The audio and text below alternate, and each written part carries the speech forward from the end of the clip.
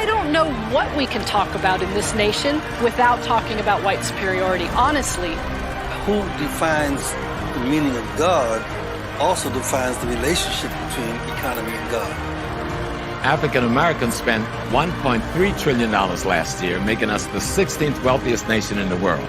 Why have we not turned those riches into wealth to develop our community?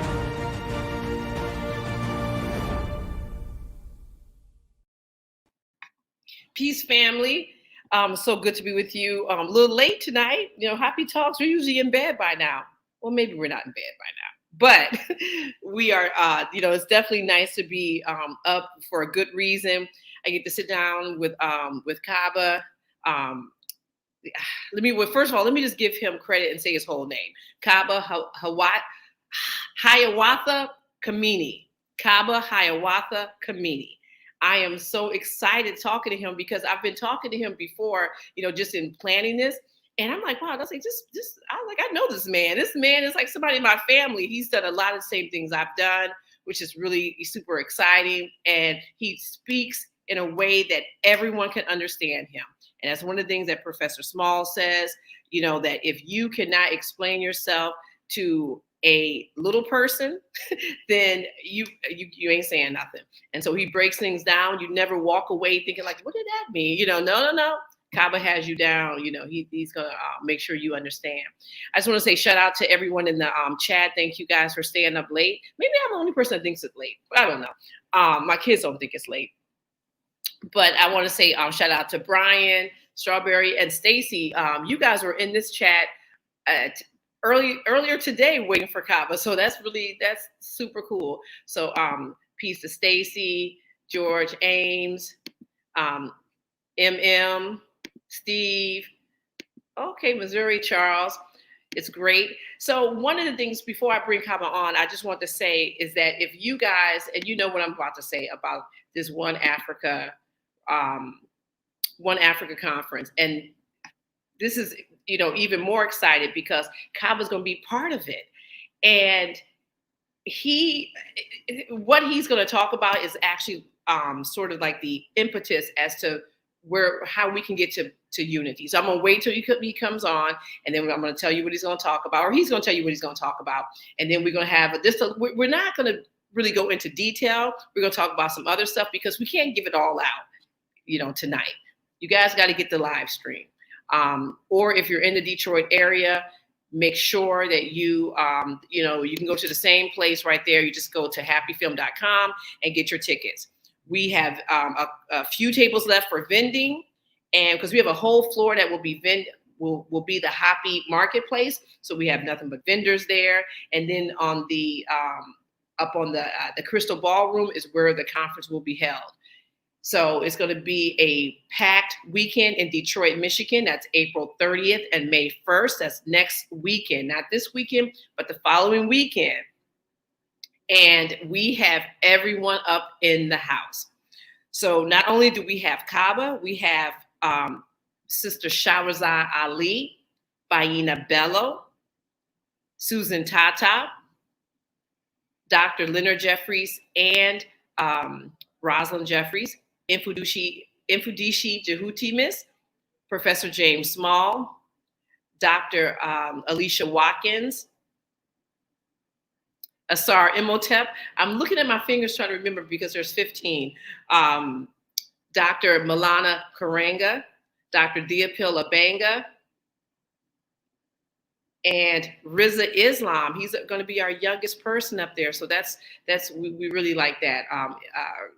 Riza Islam's going to be there, and Jabari Ozazi, and our MC, Dr. Kenneth Harris, and he is the 12th president of the National Business League, like the 12th president of his whole existence.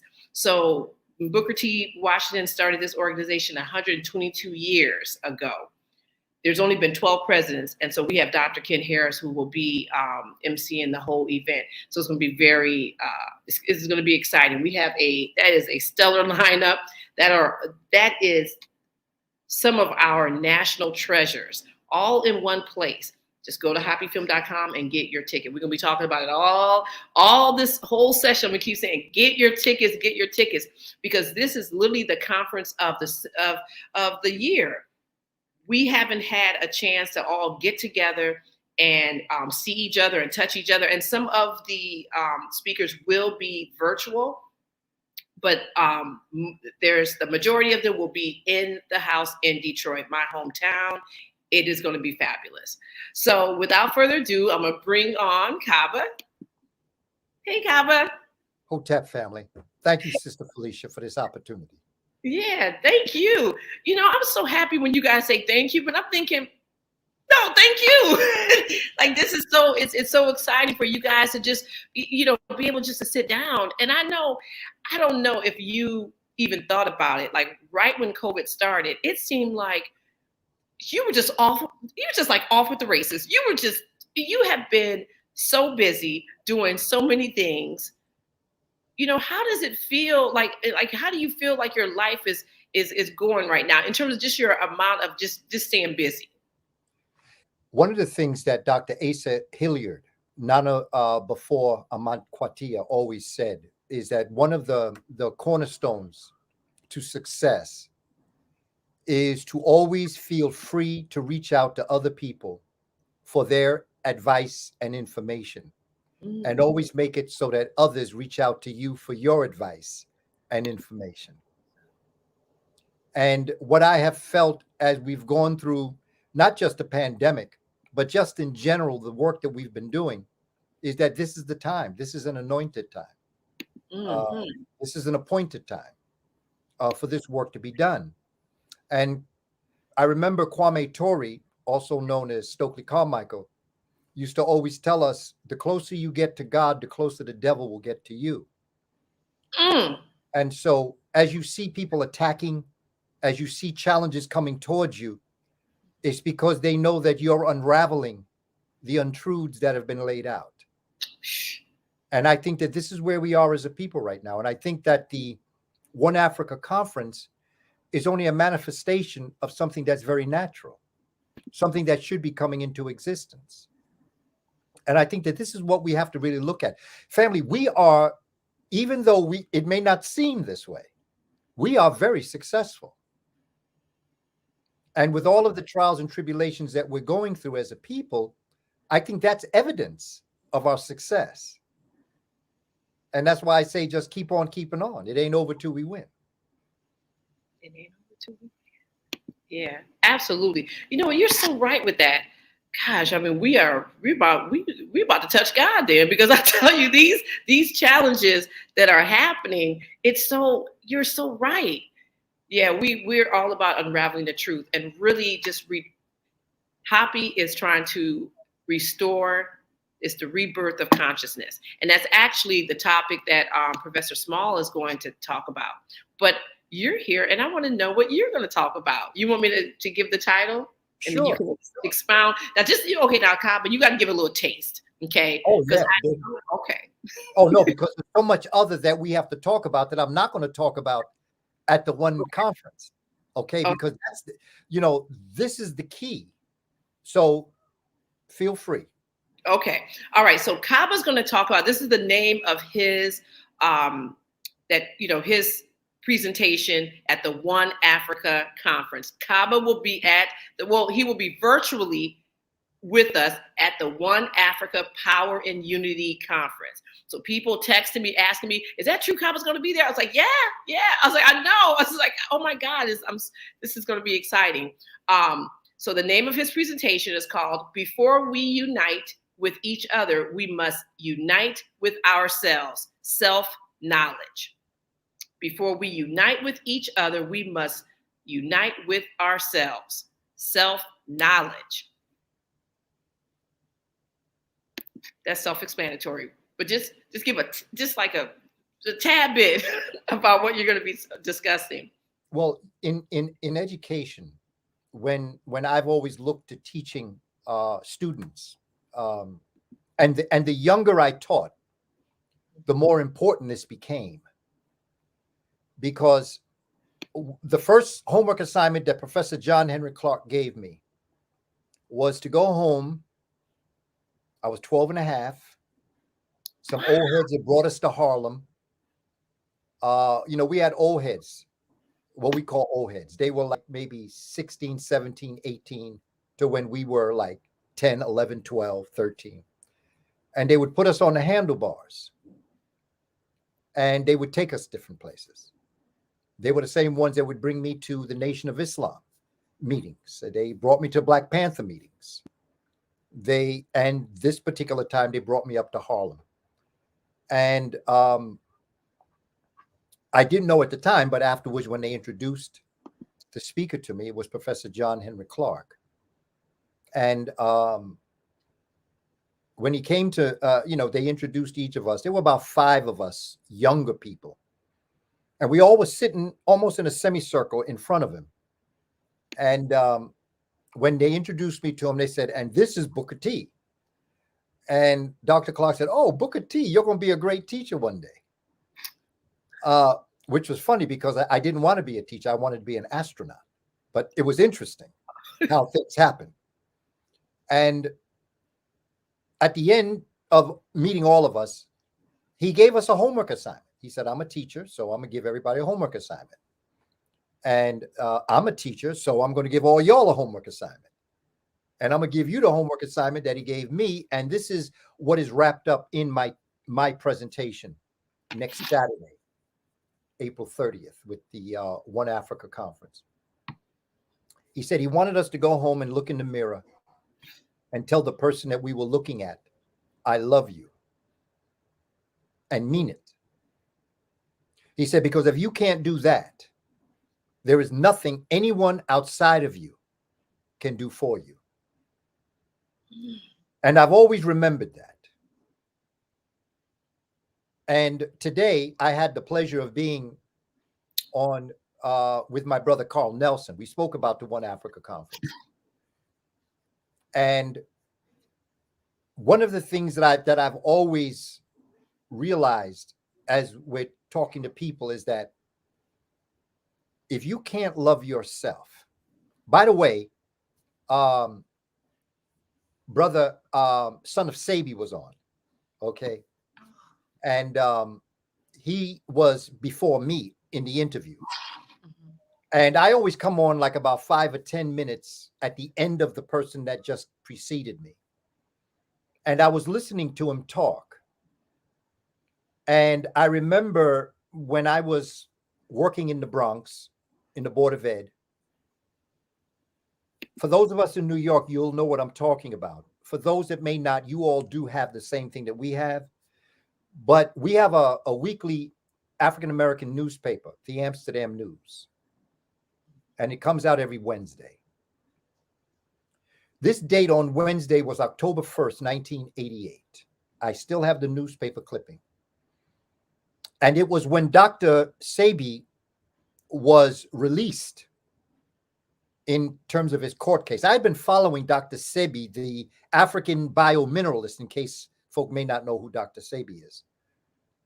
And I had been following the case in the Amsterdam News, but this one, October 1st, 1988, it talked about him being released. And I said to myself that day on the bus, I was on the bus in the Bronx going home because I hadn't had a car at the time. And I said, I have to meet this brother because anybody that could get away from the clause of what he represented, I need to know what he's talking about. So that Saturday, October 4th, 1988, I went down to 616 Pacific Street, right by where Barclays Center is. That's where Barclays Center is. It cuts through Pacific Street. And it's 616 Pacific Street I went. And from that point on, I've been going to Dr. Sabi. Now I'm with his wife, Sister Ma'at, who's also in Brooklyn now. But the point I'm trying to make is something that I've heard Sister Ma'at say frequently, and it was the cornerstone to what Dr. Sabi was saying. Because everybody gets caught up in the products. Maya for your blood, Nervino for your nervous system, Evasolve as a skin care. But Dr. Sabi always said, the cornerstone to healing your body, your mind, your soul, and your spirit is self-love. And I remember Dr. Clark saying what he said to me when I was 12 and a half. And now here I am with children of my own, you know, 2 girls in the Bronx. And I'm hearing the same thing, self-love. With everything that we're experiencing as a people, even our ancestors on the plantation, no matter what they went through, no matter what pain they felt, no matter the horrendous ma'afa, the terroristic disaster, they loved themselves and they saw worth in themselves. And I've always believed that the first step to emancipation and liberation is to be able to look in the mirror and tell that image that you're looking at, I love you, and mean it. I love the texture of your hair. I love the width of your nose, the size of your lips, the melanation in your skin.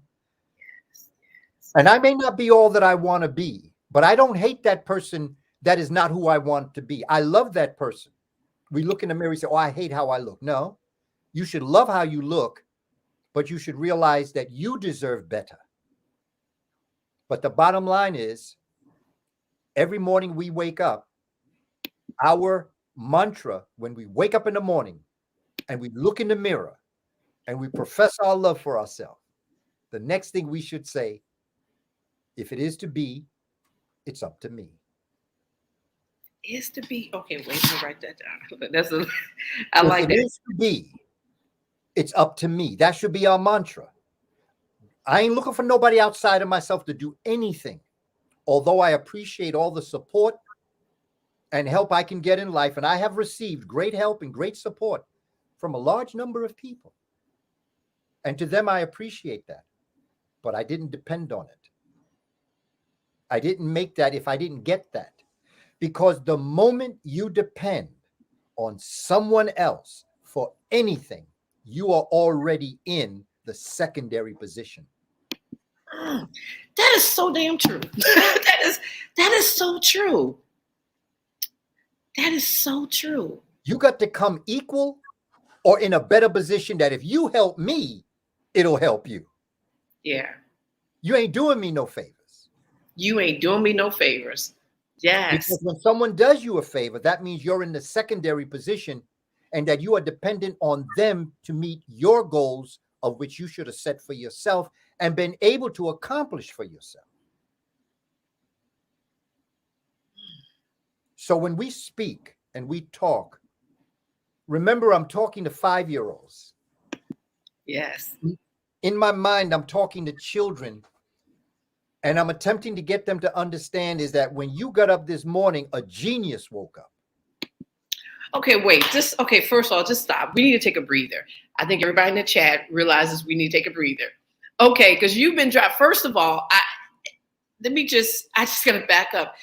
When you first said it, you were just so nonchalant, just rolled out your mouth. You said, when I was sitting there and John Henry Clark gave me something to do, and I was like, wait, did he just say John Henry Clark? So that right there, I'm like that I was just like, oh my God. I mean, this is literally like when we talk about ancestors, pass the baton, and he gave you the baton. You are right here, right now, as a product of that. So that's this incredibly, so that's like 10 times wow. Like, that is so cool. But you were just dropping all these little things, and you just said, oh, when I woke up this morning, when you woke up this morning, a genius woke up. Like, that is so, imagine children hearing that from their parents or them saying that to themselves. That's it. That is a game changer. Yes. So now I'm going to school. I'm sitting in school knowing I'm a genius, right? That's it. And all you got to do is manifest your genius. No one going to give it to you.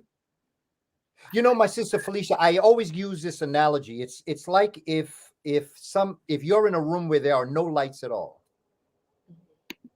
and then all of a sudden, and I'm speaking about how I react to children, and when I'm in the classroom with my students, my college students too, but imagine a room that's dark, and all of a sudden, somebody facilitates you finding the light switch, and you turn it on, and you see the television, You see the chairs, the table, the art on the wall.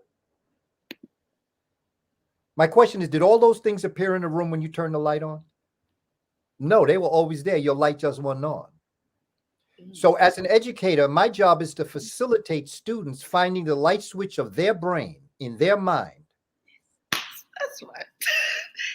So that you can already know, you know all of this. I'm not, everybody that is on this presentation tonight, at the end of this presentation, when everything goes down and we all go our own different way, and you receive and understand some of the things that we're talking about, I'm telling you now, there's not one thing that you have come to grips with. There's not one thing that you have learned that you did not wake up this morning already know. All I did was facilitate you knowing you always knew it. How could I put something in your head that wasn't already there? But you know, see, okay. So in order for that to happen, in order for you to be this facilitator, you have to be in a state of where you want to facilitate and help someone turn on the light switch. So what happens when that position is held by someone who's not interested in turn on the light? How can you maneuver through that, especially when you're a child? You show them the success of your success when you do. I always gave them an opportunity, children, to be successful in something. I used to find out whatever it was that they liked, whatever it may be. And what I would do is I would show them an example of their success. I'll give you an example. When I was working with our students, I was teaching language arts. And I had a student that they told me could not read. And see, I don't believe in that. There's no such thing as not being able to read. The problem is in reading and literacy, it's not about reading or not being able to read. It's about the ability to decode symbols. That's what reading is. If I took a first grade class in the German language, I don't speak German. If I took a first grade test on the pyramids of Egypt in the German language, there's a very good chance I wouldn't do very well on the test. Is it that I don't know about the pyramids? No. Is it that I don't know first grade material? No. It's that I can't decode German. Same letters. Mm-hmm. There's the same letters as we do in it. You know, we're dealing with the Greek alphabet. It's not that I don't know the information. It's that I don't know how to decode. And so when you're working with a student, it goes back to self-knowledge now. This is the theme. You cannot unify with someone else if you ain't unified with yourself. You cannot love someone else if you don't love yourself. You may have an emotion for them, but it ain't love. Yes. So it's not that you don't have that, Yes, that relationship kind of concept. Yeah. It's just that it's Yes. not what you think it is. yes, When yes. the relationship don't work, all of a sudden you say, well, I didn't really love them, or I fell out of love. No, you didn't fall out of love. You was never in love. You was in something else, maybe infatuation, but you weren't in love. Yeah, yeah. And so what we have to do is decipher to return back. And what I would even dare say, if I can, Sister Felicia, is that although it was the African family that first started this concept, Mhm. it's not an African concept. It's a cosmic concept. Okay, you getting ready to get into it. Because Go ahead.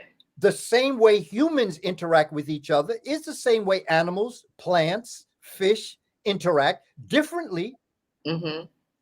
No doubt different, but the relationship is still basically the same.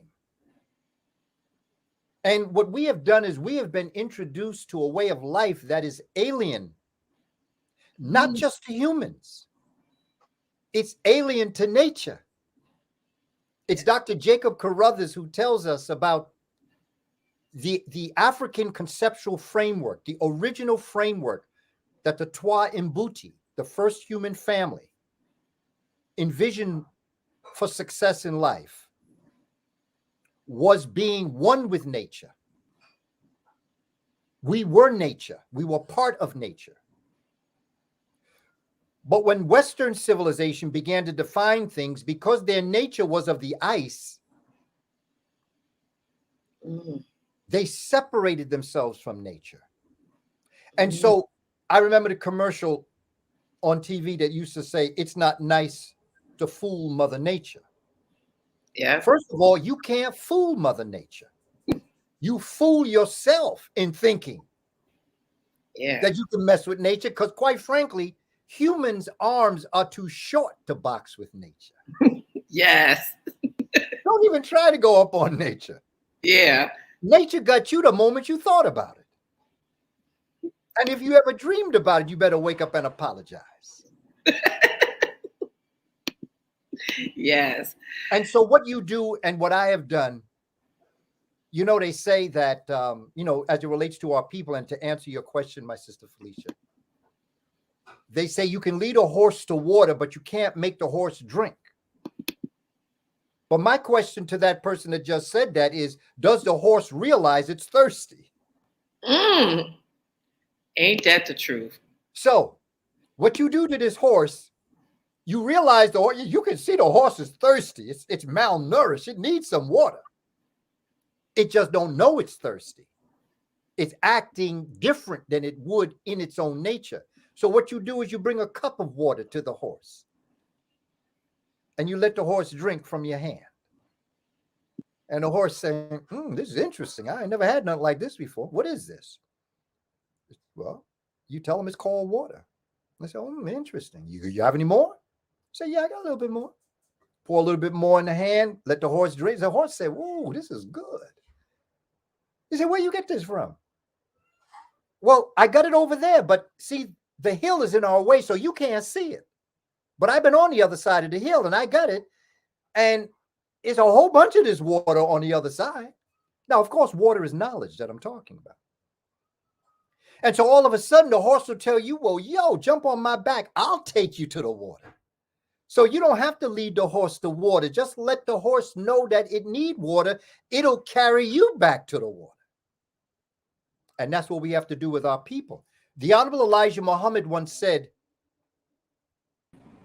in order to clean a fish, you got to catch the fish. Okay. And what we've been doing, you all right, my sister? Cabba, can you hear me? I can hear you now, yes. You bounced out for a moment.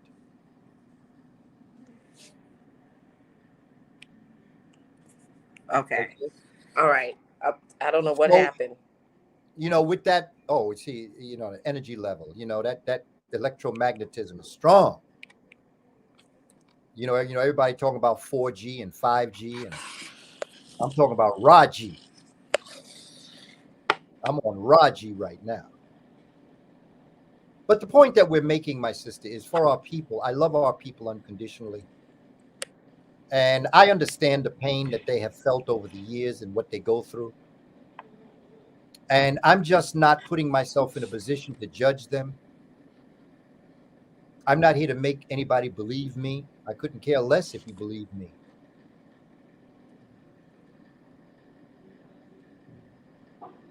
The point is, I just want to make you think. I just want to bring that water to the horse who is parched. You know what? I'm so sorry, Cabba. I can't hear you. Can you hear me? I'm so sorry. Yes. Yes, I can hear me. I don't know why I can't hear you.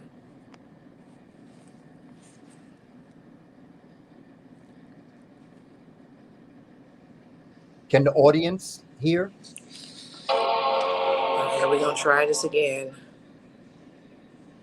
Can the audience hear?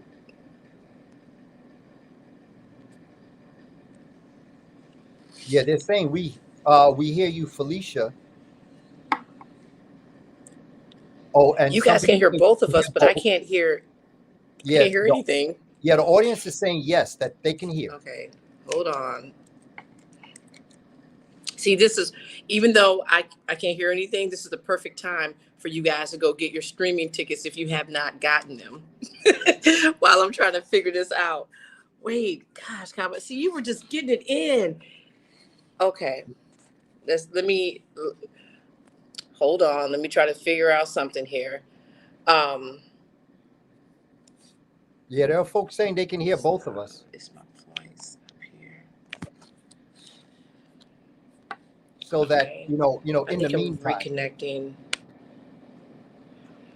Yeah, in the meantime, since you can hear me, I'm just going to keep on talking. Okay. Give me 1 minute. I'm going to try to connect on this another device so that I can hear you guys. We're really, and for those interested, you can go to my site, www.kabakamene.com. See, the closer you get to getting the truth. You can also download on my site. You can also get the live stream on my site on my webinar. Okay, I think I can enter studio now. And so it becomes so important for us to understand this. And this is what will make it happen. Okay. Let me see. This is...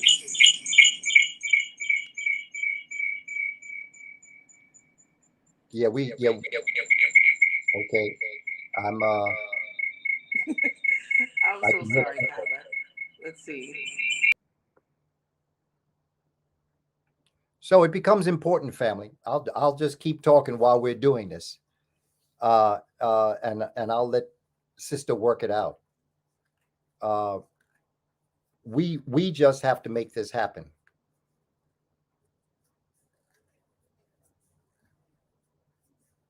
And I just think, am I coming through with an echo? Because right now it seems like it's just, okay, folk can hear us. This conference becomes so very important, just with the listing of the people that she listed that would be there. It's just so important for us to realize that we need to take this time out now, family. And we just got to do something. And my thing is, I'm not just looking for what we do today and tomorrow. I'm looking at this as it relates to what our children will say about us 200 years from now. Just as we speak of those that we remember and we have learned about on the plantation and what they've experienced. My concept is the idea to know and to understand that our children are looking at us constantly and they're judging us, even now in our conversations. They're judging us, they're wondering, and they're depending on us. So it becomes important. My sister Felicia, everything's all right? I think so. Can you hear me? Okay. I can hear you clear. Yay.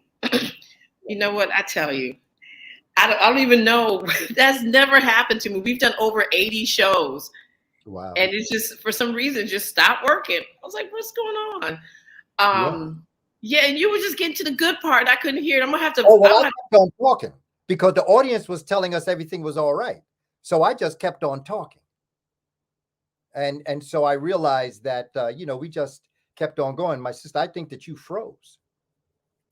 But, one of the things that we're looking at, and that's exactly, Chandra, exactly what you're saying. We are the ancestors of the children yet to be born. And when I study African civilizations and I study African society, and again, Africa is a very large continent. And there are many different types and thoughts and ways of life throughout the entire continent. But there is one thing that I see that is very clear, and it runs like a thread throughout the entire sociological foundations of the African societies that I've studied, be it the Dogon of West Africa, or the Yoruba, or the Twi, or the Congo, Luongo, wherever it is in Africa, the society was set up by the working adult population to make it so their children were better than them. I'm not doing what I'm doing for my children to be like me. I'm doing this so they'll be better than me. They're supposed to be better than me. All of the scholars that are coming up now, the younger scholars that are coming up now, it's my job to make you more intelligent than me. And I noticed that sometimes between the elder and the younger, there's almost a competition. Ain't no competition with me. It's not. And let me tell you, you are so right. And I can make a list. You know, I can make a list of elders where there's no competition, where you understand where you are, just like you understood where you were when you were 12, you understand where you are now. And that right there, I think that's the essence.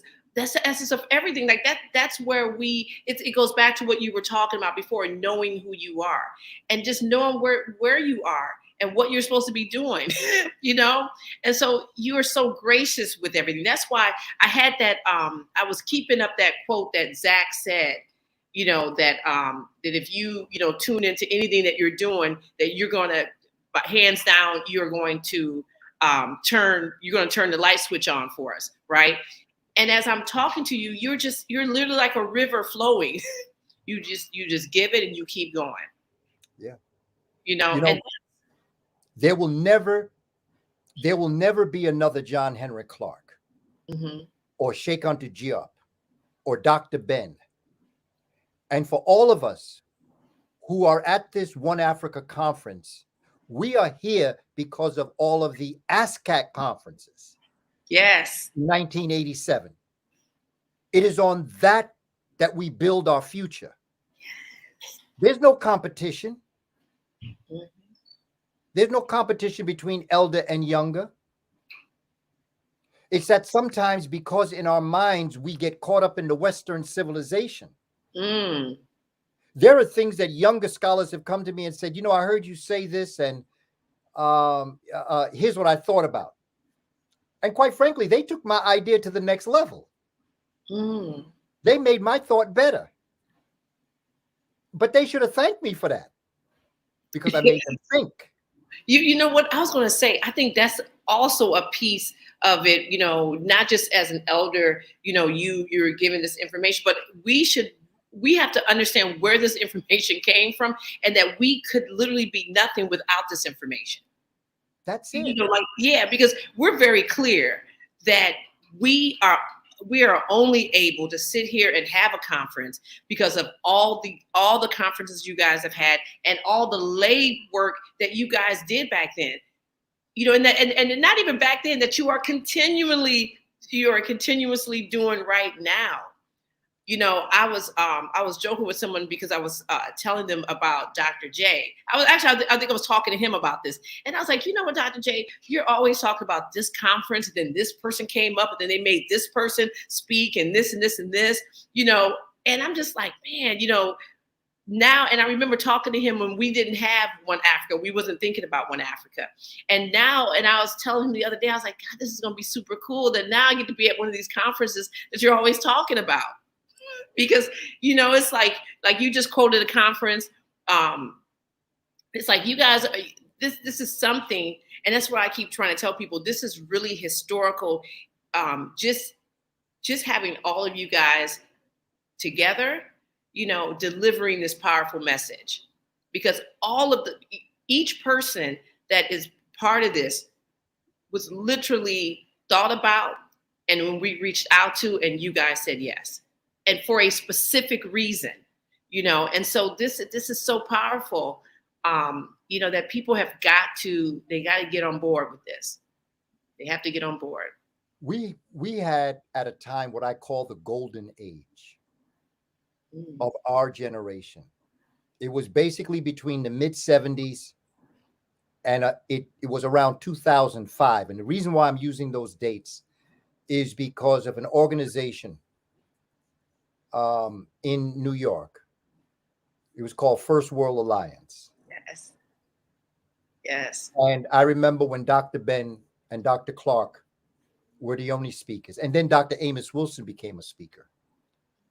And then Brother Bill and Sister Kefa, who were the grounding of it. And Brother Sam and the sister's name, my apologies, sister, I just recognize you. I see your face.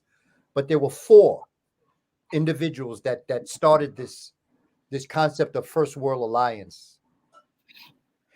And every Saturday, for maybe about 10 Saturdays in a term, they had 2 terms. One started probably in September, ended sometime around December. The next one started about January, February, and went like till about April or June.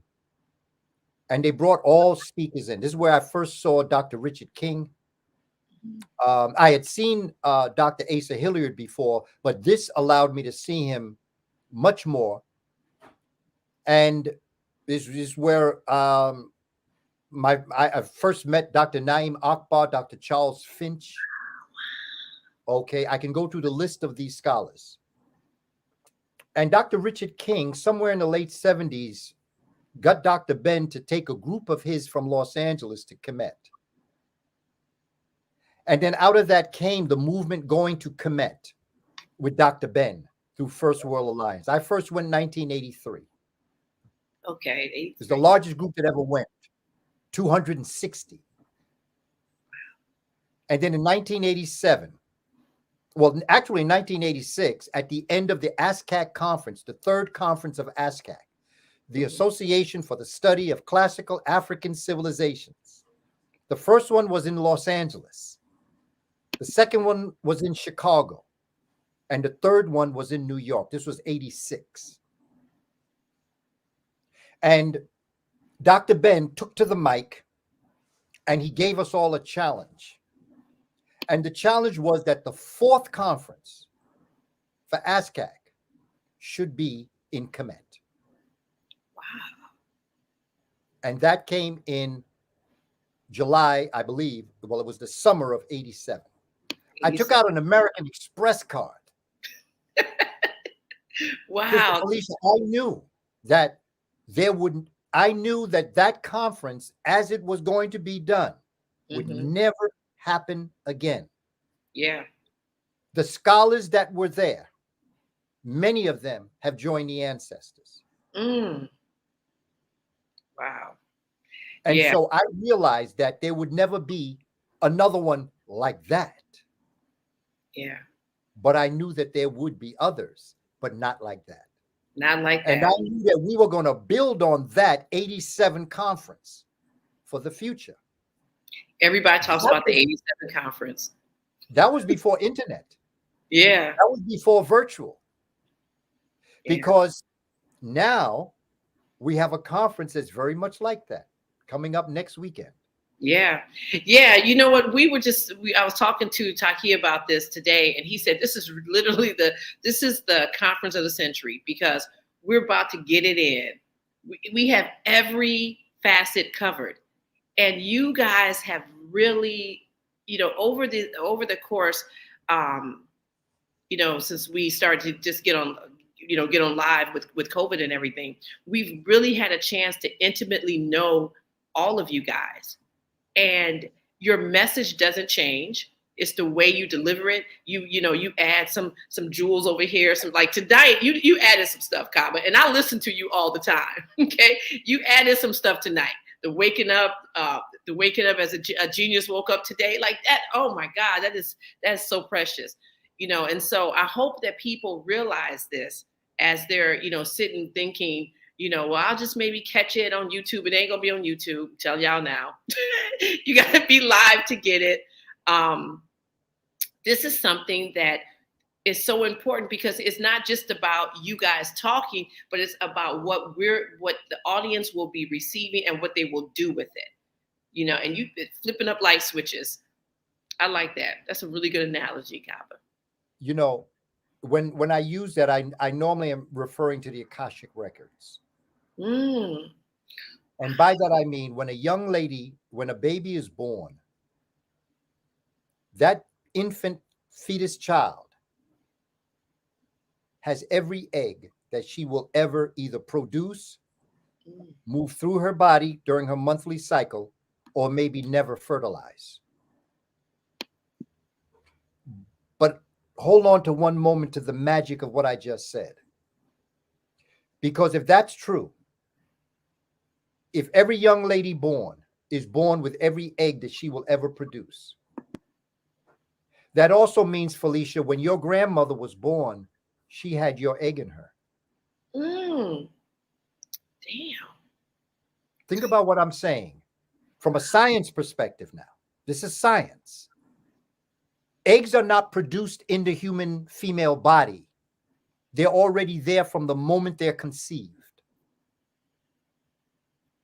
And if that is true in science, when your grandmother was born, she was born with your mother's egg. But your mother was the egg in her that had your egg. Wow. This is the continuity of life. This is the Akashic records. And I only talked about your mother and grandmother because if what I just said to you is true, you could go back to a time millions of years ago. This is how they are able to track mitochondrial DNA back to Africa. And they found that DNA in Lupita Nyong'o. So it's there. But not just that, there is a Y DNA that is in men, that is in women. Because when my mother was born, she had my egg, the X chromosome, in her. And what she was waiting for was for my daddy's Y chromosome to meet with her X chromosome, and that gave birth to me. Now, if what I'm saying is true, that means that you're also born with every bit of information that has ever existed, that exists now, and will ever exist. So going back to my story about being in the room in the dark, what I'm saying is that if this is the reality that we face, it means that when you turn the light switch of your mind on, it means that all you're doing is looking at eternity. Looking at eternity. And you're recognizing that it exists. I cannot teach you something that you didn't already know. I can only lead you to the water for you to partake in the drink. I can't turn that light switch of someone else's mind on. I turn mine on. And that's what allows me to turn other people's lights on, because I know that I have it. And I also know that I am no different than any other human being. I respect and honor my accomplishments, but I am no different than any other human being with all the other potential. Every human being has as much potential in them as I do. The question is, what are you going to do with it? Action. It's about action. That's energy and time. Yeah. Time is the most precious thing you have, and energy is what excites your time. We're all born in time. Energy is what excites your time. That's it. Energy is what excites your time. Energy is what makes you do what you do. And energy cannot be created nor destroyed. So you had it all along. The question is, did you energize yourself? Or did you just sit back making excuses as to why you didn't want to do it? You procrastinating. And procrastination is the thief of time. Yeah. What you gonna do? What you gonna do? What you gonna do? And you know what's interesting is that's what we were thinking about when we were thinking about this conference, that it wasn't just enough for people just to come and just hear, like, oh, Cabba spoke well. Oh, Shahrazad Ali, she was great. But then everyone is challenged to have people do stuff. And yeah, I see somebody there talking about activate. Absolutely. This is the time for action. This is the time for action. But action, energy excites your time. Wow. You need to do a best quotes book. You ever think about doing that, Cabba? Just like but I would have to record it, because honestly, my sister Felicia, when I talk, right, you and I both know I didn't know any questions that you were going to ask. Yeah. I had no real direction I had an idea where the conversation was going to go. When Muhammad Ali used to go into the ring to fight, he would turn around and he would put his hands out like this and he would pray to Allah. What I do every time before I do a program like this, I turn my hand and I pray to Amen. And I tell them, Amen, you brought me here. I'm speaking about the unnamed creator. Yes. You brought me here for a reason. Allow me to fulfill what you brought me here for. But to answer your question, my sister Felicia, I don't remember most of what I say. It just flows. Yeah. So you know what? So this is how you gotta activate your crowd, okay? Because we gotta assign someone. I think all the elders should have somebody assigned to them. That all they do is just listen to what they're saying and pick out, because it isn't how it used to be before with scribes. Because you guys are saying things and it's literally spirit talking. Like it's not even. It is. Yeah, because there's a lot of times that I talk to Dr. Rosin Jeffries, I talk to Professor Small, and they're just like, and I remember giving Professor Small something back he said to me, and he's like, "Wow, who said that?" I was like, "You did," And so yes, like because we can't. Thank God that we're able to record these things and we can look back at them, because you're dropping all types of things. Waking up the genius is waking up. Energy excites your time. Oh my, this is great. So something you were talking about when you said that was cosmology. It's really like knowing yourself is the it's not African in nature. It's cosmology. Can you just talk a little bit about like, oh, well, he's coming back, because everybody always comes back. Everyone's I tell you, we don't even know what's going on today with this here StreamYard, okay? But all I know is that they are saying to us, we have got to get on with this One Africa conference. So like the cosmology piece, like how does, can you just talk a little bit about cosmology and why it's important for us to understand just the theory of cosmology, what it is, and why it's important for us to understand it as it relates to us? Cosmology is the study of the cosmos, or the organized universe. That's what cosmology is, at least in my definition.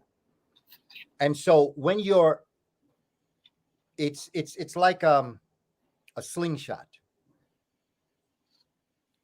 and you put a projectile in the sling and you pull it back. And the further back you go, the further in front you're going to project. The further back you go, the further in front you're going to go. So that in the study of the cosmos and the development of the understanding of who you are as an individual and your place in the cosmos, let me put your mind in the sling and pull it back. Because the further back I can take you, the further in front in your future you will project yourself. Yes.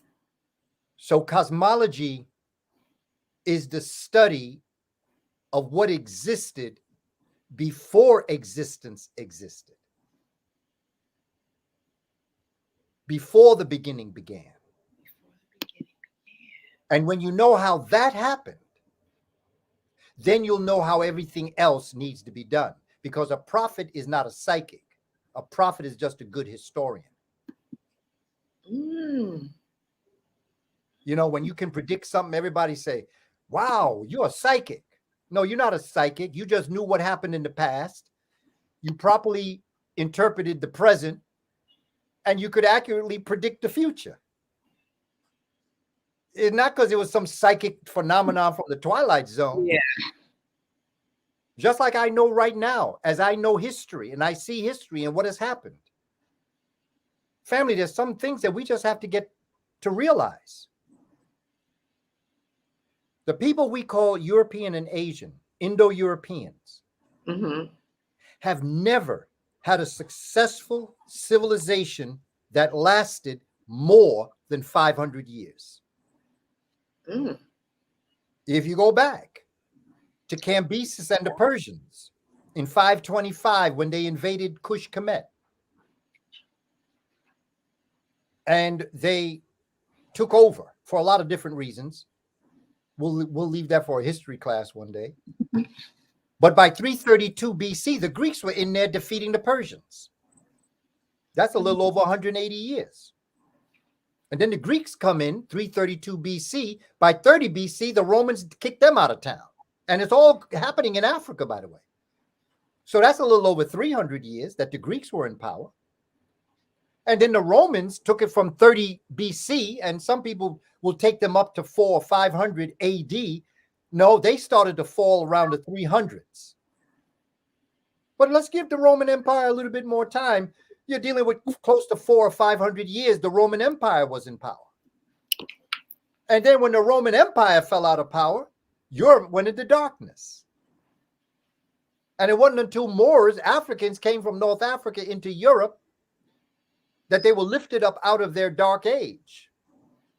And for over 780 years, from 711 to about 1492, you had the Moors in charge of Europe, and then they were defeated. And then comes Western civilization, 1492 to now, which is a little, give or take, a little over 500 years. But this is on the downfall. They have never had a civilization that lasted. Mm. Yet So you the don't Old Kingdom alone lasted over 2,100 years. The Old Kingdom alone lasted 2,100 years. So we got to get ready, because when this bad boy fall, what we going to do? What we gonna do? Yeah. And it's falling. Look around. These folk are killing each other now. Yeah. They hate each other more sometimes than they hate us. Yeah. But remember who they were at war with long before they knew there was black people in the world. They was doing this to themselves up in the ice mountains. Yep. You're right.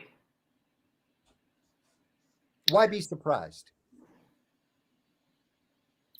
Why be surprised? We've got to get ourselves together. But to do that, for us to get along with each other, we have to get along each person. We have to love ourselves enough to do what's necessary for our children who are yet to be born. We're not paying back. We're paying forward. Yes. I'm not doing what I'm doing for my ancestors. They already did it quite well. In fact, they did what they did for me. What I do today is for the children through the ancestors. Yes. Yes. Not for them, through them. For the children through the ancestors.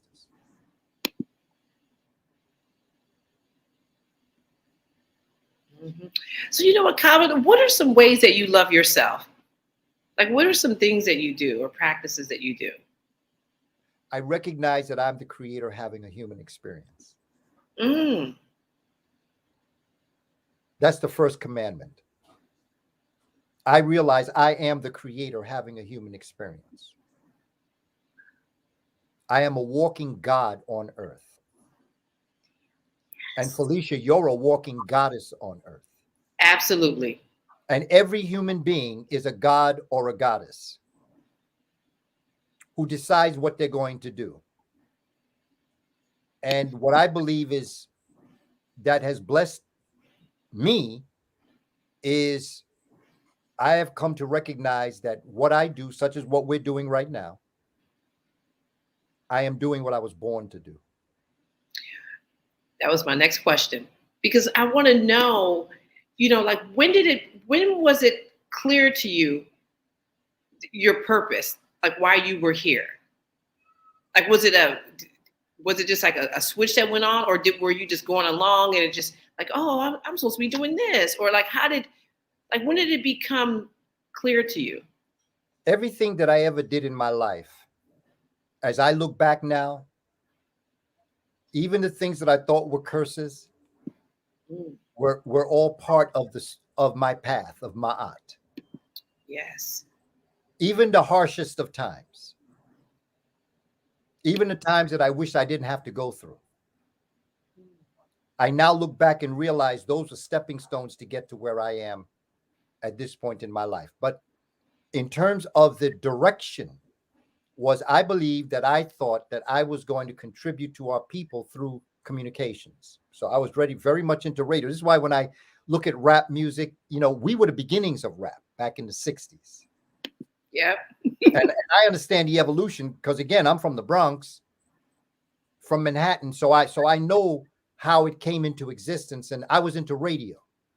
There's a black-owned radio station, well, not a black-owned, but a black radio station, WWRL in New York. And I was an apprentice there. And when I graduated from college, major was international politics, and my minor was Caribbean studies with an emphasis on revolution.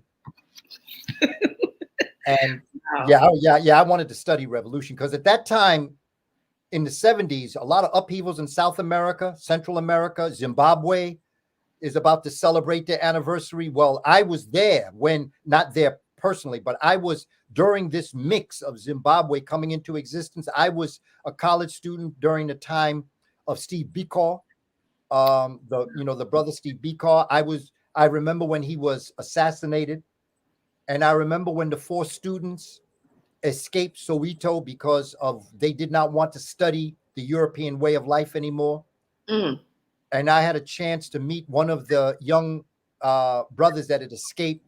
Chietchi Mashinini had escaped death, a child. And my thing was radio. I interviewed him on the radio. I interviewed Kwame Tori on the radio because he was there too. Wow. And I felt that radio was going to be what I did. So they offered me a job in Gary, Indiana, to become a weekend disc jockey and the production manager. It was a newly acquired black-owned bank. A black-owned bank, Seaway Bank, purchased WLTH radio in Gary, Indiana. Okay. And they invited me out to do this. And this was my first radio job. And back in those days, if you got a job, if your first job in radio cemented you in the business, it was getting that job that was the most important thing. While I was there, the teacher of radio and television at the local all-black high school, Roosevelt High School, went on sabbatical. And they needed somebody to teach radio and television. And I was the only one with the qualifications. I'm talking about the educational qualifications. There were a lot of disc jockeys there with great experience, but they did not have the license to teach. I did, because I had graduated from college. They asked me if I was interested, and I said, sure, because my production manager job started late in the afternoon. And the weekend disc jockey was on Saturday, Sunday. So I was free during school day. So I said, sure, I'll take it. Gave me a chance to meet the children, listen to the music, get in tune. And, it gave me an opportunity. Well, I had a student. It was in November sometime. I had a student that came up to me and he gave me a letter that had asked him to be excused from class the next day. And he had to go to court. Some things that going on that he was caught up in. Now, Sister Felicia, he was my best student. This brother used to come to school dapped from head top to shoe stop. He was never late. Never late. Always did his homework. And I said to him, brother, you're my best student. Because I taught sophomore, junior, and senior students, radio and television. Okay.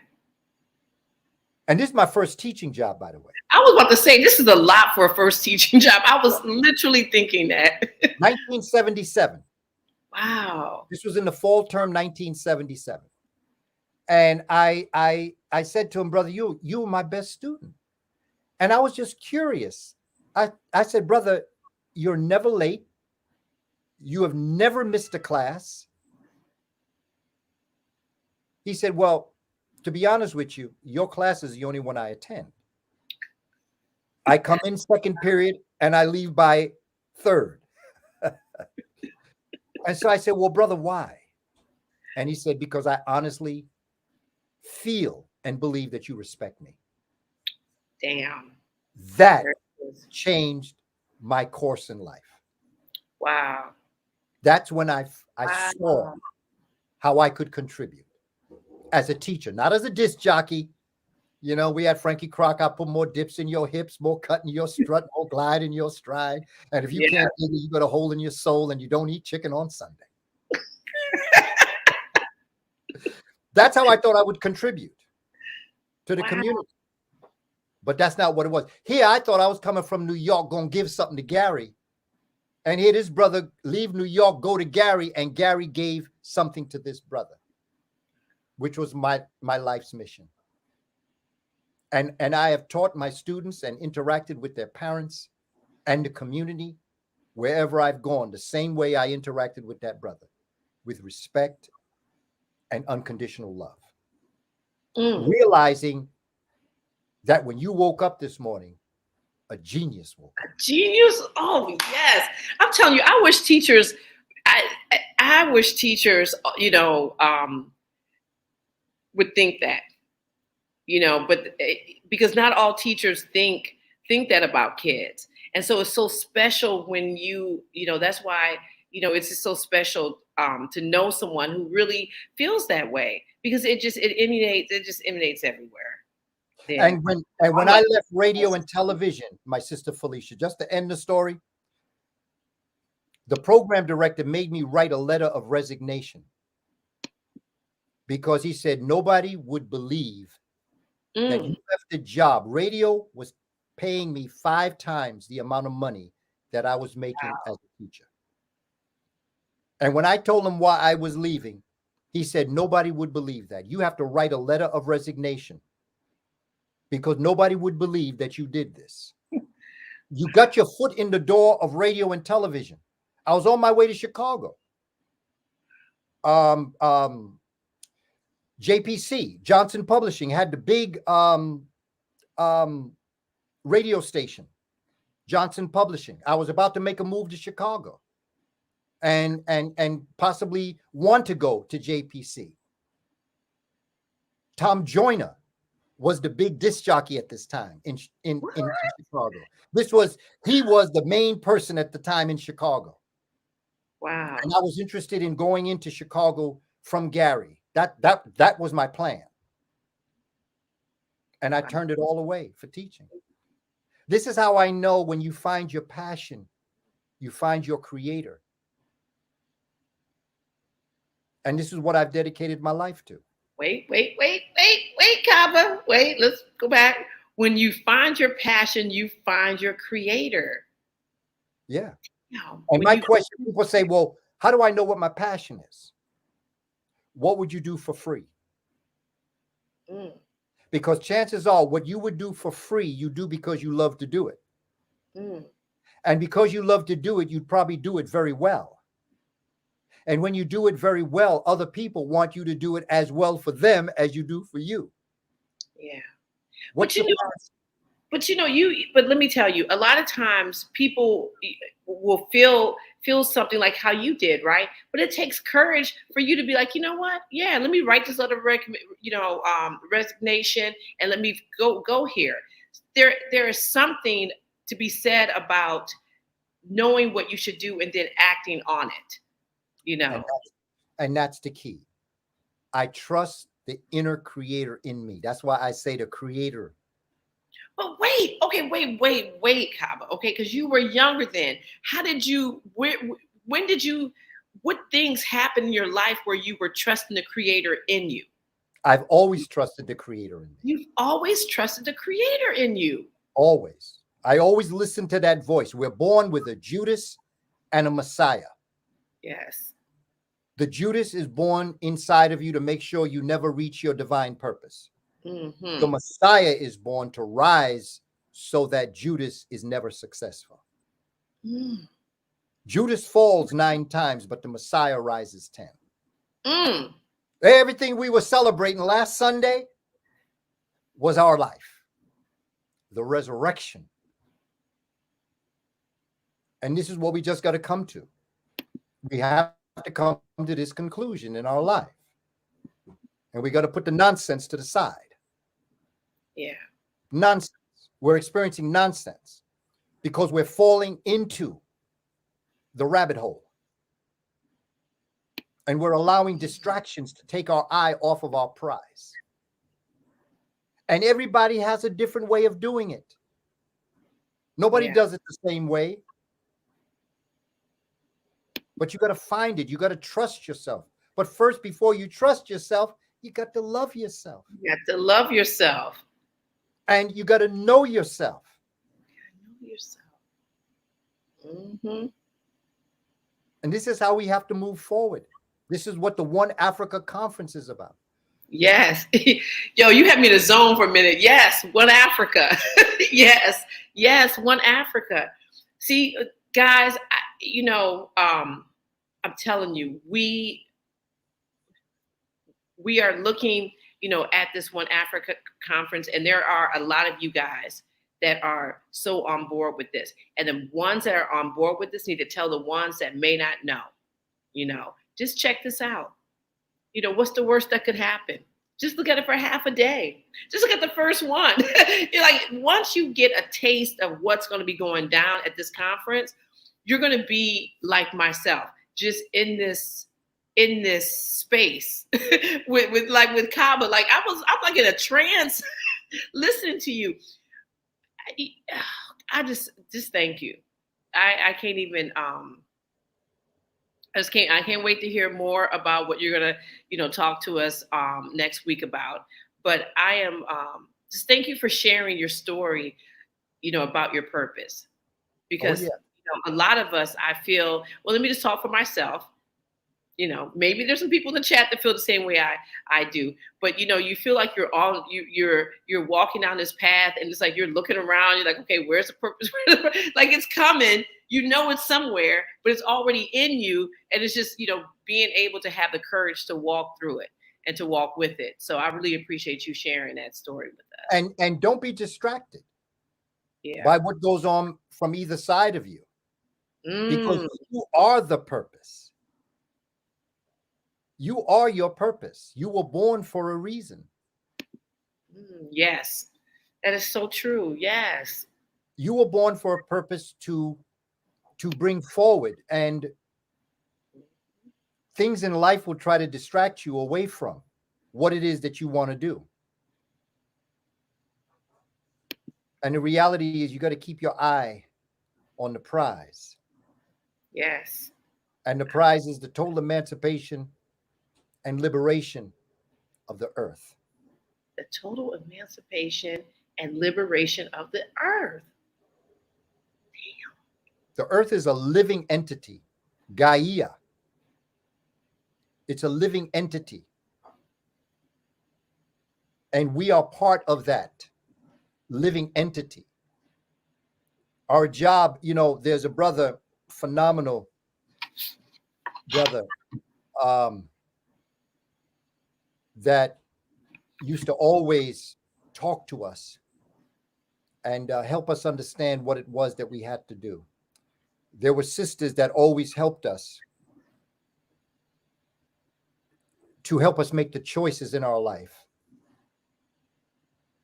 But the real question is, what were you listening to when they were talking to you? And how were you interpreting what they were saying to you? So many people have come to us with brilliant concepts. We hear them, but we're not listening. We're looking at them, but we don't see them. What we have to start to do is get in tune with ourselves. And before you can get in tune with somebody else, you have to be in tune with yourself. Because how can you tell their frequency if you don't know your frequency? Yes. And how can you get your frequency if you don't know your vibration? And there's a cosmic vibration. It's like a symphony where you have all of the different instruments, but they're all in harmony with Ma'at. And then you have that one instrument that gets out, and you can hear it all almost immediately. This is what we have to start doing, my sister Felicia, and to the family. Our ancestors, no matter what they may have known as it relates to going to school, being able to so-called read, they were on a cosmic frequency. And we can never forget how deeply in tune they were with their surroundings. And that's why we call them Neteru or Neter. Yes. Because it's the nature that we're looking at.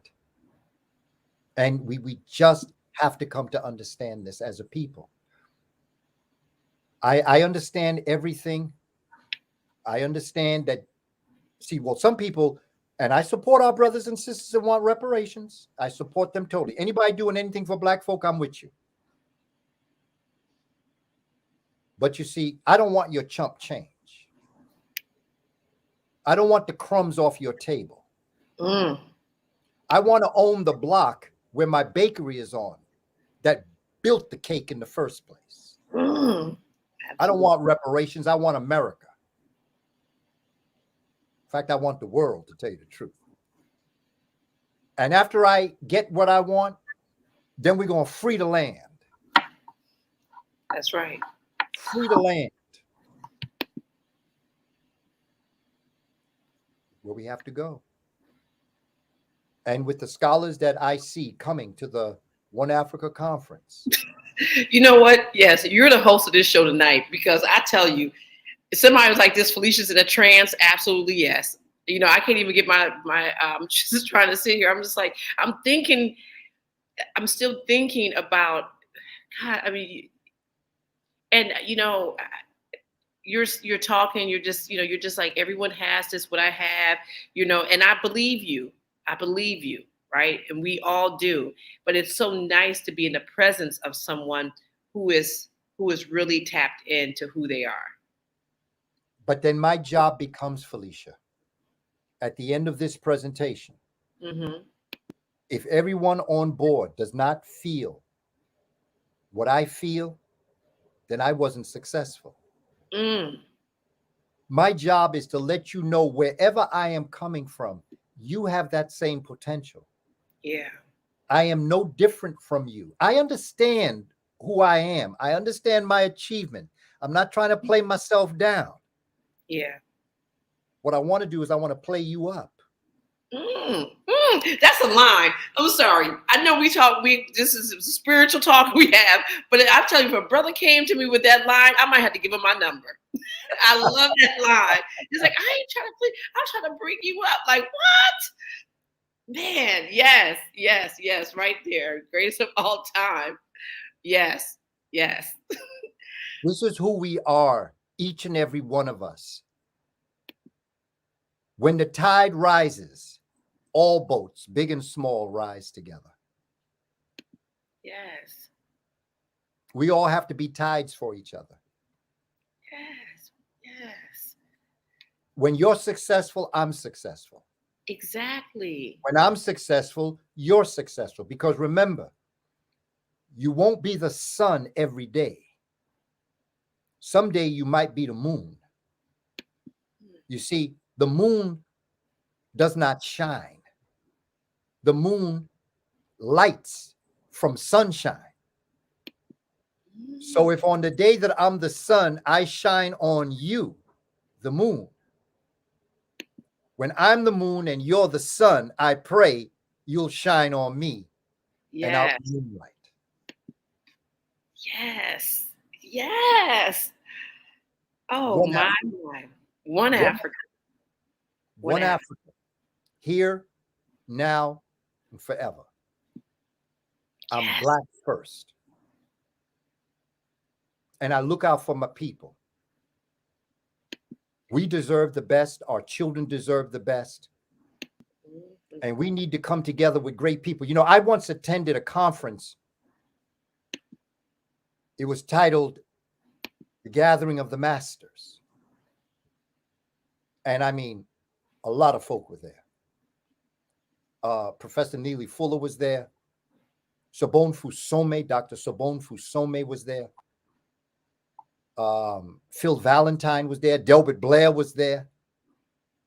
Everybody was there. But here's the key. The gathering of the masters was not the people that came to speak to the people. The gathering of the masters was the masters who had gathered to hear the teachers. Nice. So the One Africa Conference with the 15 scholars that you got coming, oh yeah, they're great. And they are the masters in their area. But everybody that tunes in, everybody that comes, you're the real masters. Because the reason why we exist is because of you. What would I be doing if you were not here? I'd be talking to myself. Let me see, what would I do if you wasn't here? You know, I wouldn't know I'm waking up a genius. You know what I'm saying? Like this is, and this feeling that we are all feeling right now, because everyone is feeling it. Everyone, you know, I'm saying things and then I look, I'm like, oh, somebody just said that in the chat. And someone's like, oh, I feel that too. This feeling that we're having, this is what, you know, we've been brewing for like 10 months now with this conference, right? And it's going to come, it's coming next week. This feeling. And with this feeling, we are all together going to the next level. We're all going to the next level. It's going to be about action, no procrastination. I like what you said that in the beginning. It's about action. And it's really about all of you guys helping to turn on our lights. You know, some of us are a little bit more advanced. Some of us lights are already turned on. You know, so now they're going to be learning something new. But this is great, Cabba. Just thank you. This is where we are, and everything that we've talked about for the past hour and a half, I may not even mention next Saturday. I got a whole nother thing to talk to you about. Yep. I tell you, every time I talk to you on the phone, you be seeing some stuff. I'm like, I didn't know this. Like, what? Like, what? And you just like telling these little stories, like the first, I'm just like, oh my God. You know, you're, wow. Just an incredible life. Yes. Well, Follow your huh? Follow your feelings. Follow that inner creator, your passion. Don't be distracted. Yeah. Those are excellent words of wisdom. excellent words of wisdom. And if you ever want to know yourself, really know yourself, hang around 5-year-olds for a while. They'll let you know. They're too pure not to tell the truth. Absolutely. My greatest teachers were my kindergarten children. I learned more as a kindergarten teacher than I learned throughout all the other pieces. Our children are precious, and they deserve the best. because Yeah. they are the best. No matter how they turn out, no matter what befalls them, challenges them, hurts them. I have never called a parent of any of my students. I have never sent one child to detention in my career. It's not that they didn't deserve to go by the acting. But what I've often said is that, and I used to tell it to them when I would just sit down and say, look, I know if I call your mother, she's going to come here with the belt, she's going to whip you, or your grandma. I know I could give you demerits and send you to detention, so you have to stay after school. But when I do that, young brother or young sister, I'm teaching you how to go to prison. Because I'm teaching you to do the right thing because you're scared of the result, as opposed to doing the right thing because it's ma'at, because it's the right thing to do. Do the right thing because it's the right thing, not because you're afraid that mama gonna come and beat you. Because that's why they built prisons, to punish people that do the wrong thing. I ain't sending you to prison. I ain't sending you to detention. You deserve to go. You ain't acting right, but I'm not going to send you there. And I used to have these kind of conversations with them. But how many teachers talk about ma'at? That's what I'm trying to figure out. None of my teachers talked about ma'at. None of them. And that's the thing that's so, right now, I know there are teachers on this chat. There are people who work with kids, and just how you are in the world.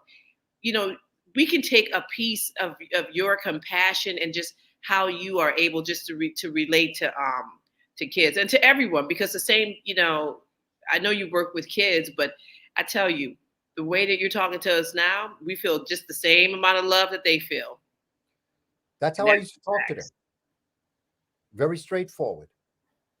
We don't really have time. The most precious thing you have is time.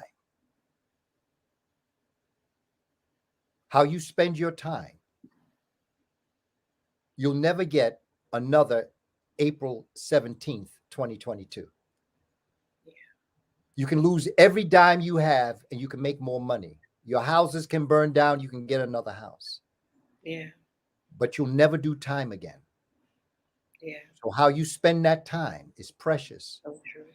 Don't waste it.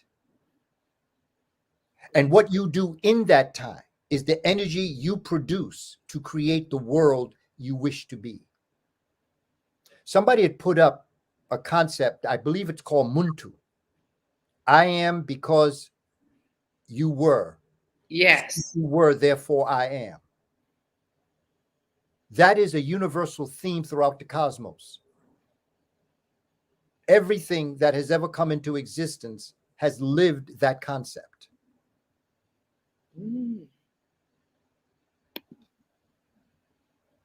Our children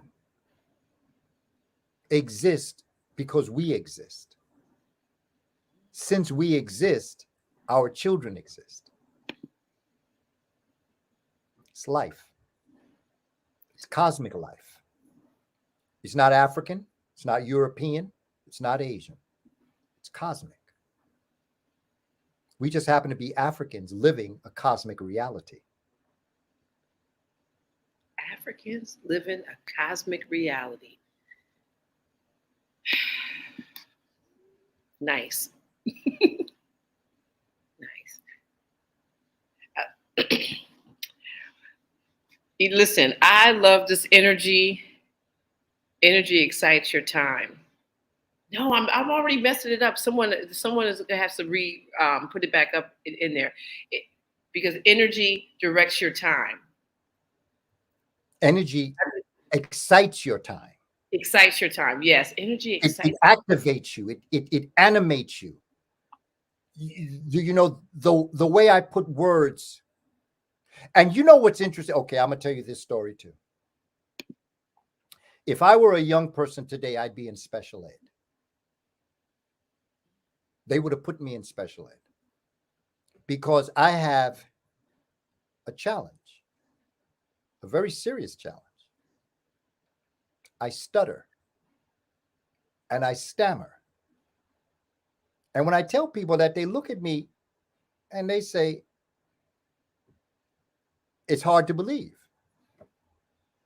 But the reason why I would be in special ed is not because I stutter and stammer. The reason why I would be in special ed is because I would be what is classified as a selective mute.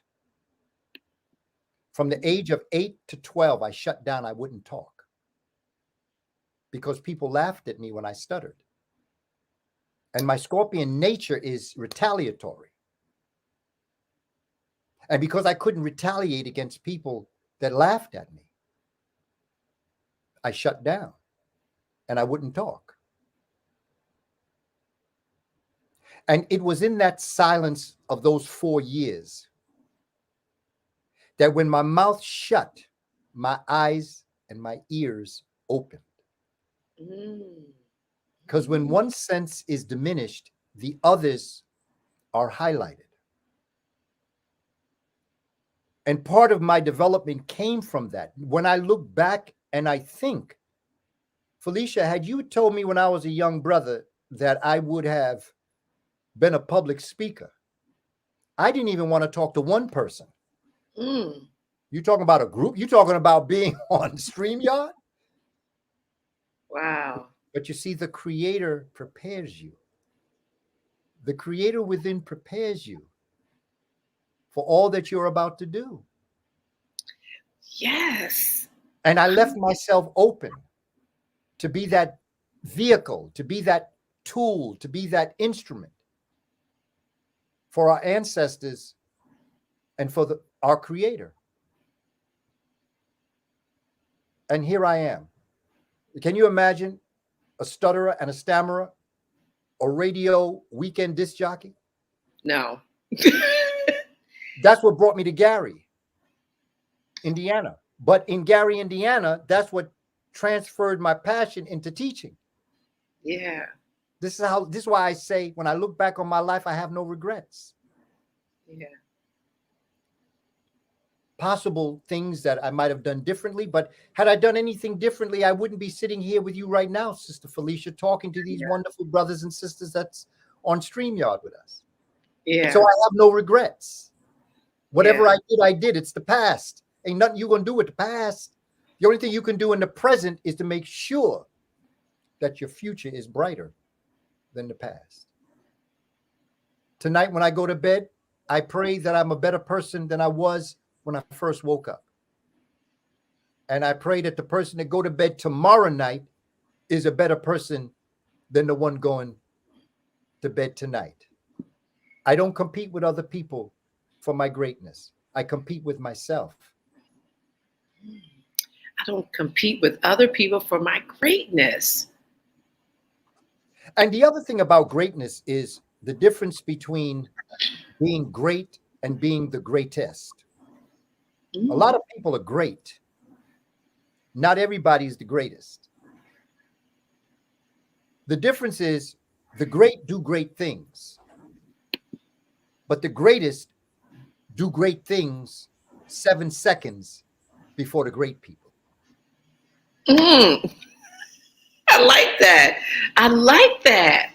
Think of Muhammad Ali. The reason why he was the greatest was because in that ring, he could see what his opponent was going to do 7 seconds before they did it, and then he was able to stop them.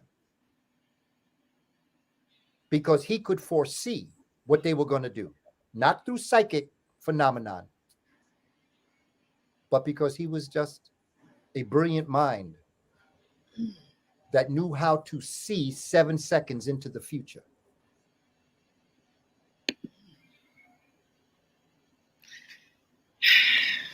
Listen, Cabba. We still ain't talked about what I'm going to talk about on Saturday, so tune in. No, it's just like I'm right now. It's like I literally I'm beginning to get a headache because of too many things are going on in my mind as you're talking, and I'm trying to put all these things together. I'm listening to what you're saying, but I'm also mapping out where I've been in my life and where I'm at now and where I'm going, all based on you talking. You know, and I'm just like, God, okay, blah blah blah, okay, and then I'm putting the pieces together as to why you are where you are right now. You know, and you are, and thank you, my sister, because what you just said is what I want to do with everybody. simply make you think. And if you have a headache, a good Yes. headache, it's because I made you think. Absolutely. It's like And that's all I want to do. here. Yeah, it's just too exciting. This is too exciting. You know what? I was telling Taki the other day, I was like, I don't even know if I'm gonna watch the conference live because I don't know if I'll be able to take it. There's been a couple times like we had Shahrazad Ali on last week. I literally started crying as she was talking. And I was just like, Lord have mercy. Afterwards, it takes a long time for me to calm down after some of these happy talks. And I'm like, I may pass out or something. So I was like, I may just have to watch this with everyone else, like after the live stream, watch it the next day and just get myself together because this is truly an honor to just be sitting with you. And it's just what I'm feeling. I just feel love from you. That's it. I feel love from you. It just shows everyone, we all feel love. Everyone, if these chats could talk, you know, I mean, they can talk, but if they were audible right now, you would feel the love. I mean, you would hear the love. You know, I know you feel it. You got to feel it. Oh, it's a vibration. Yeah. Yeah. And the vibration you give off puts you on a frequency. Yeah. And everyone else that has that vibration is on your frequency. Yes. And that's a cosmic frequency. Yes. Yes.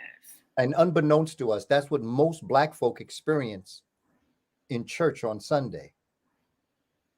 They just give credit to somebody else for the experience. Yeah. As opposed to realize that it's really them doing that.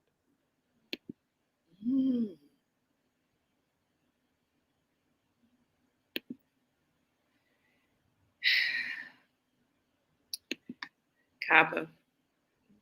Wait, two more things before you go. One, I want to say thank you for bringing up Sister Kefa. As soon as you said her name, I thought about her, and I didn't really know who she was when I knew her. I knew who she was after she transitioned. I used to work in I was with the African Women's Repertory, and it was ran by this woman named Bonnie. And every time we would have an event, she would always invite Sister Kefa to come. And when Sister Kefa came in, she made everybody in the audience stand up. Everyone had to stand up. She didn't care. She stand up. She would escort her down. She sat in the front, and she would watch the show. And so after I had my first child, Sister Kefa was, she invited me to come to the World Alliance, like one of the meetings.